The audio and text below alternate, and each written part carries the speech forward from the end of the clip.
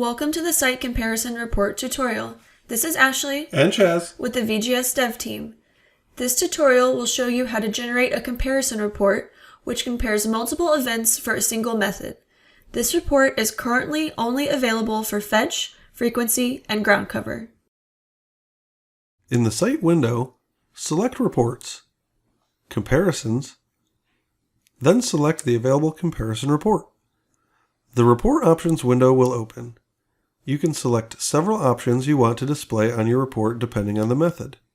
This includes displaying common names, alternate common names, alternate ground cover names, species groups, and statistical information.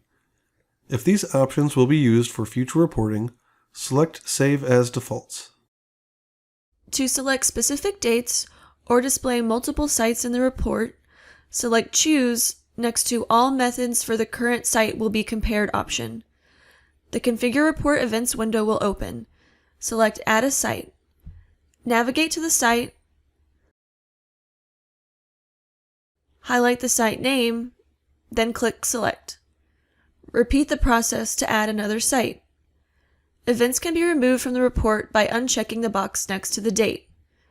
Once you are done making adjustments, select Accept, then Run Report.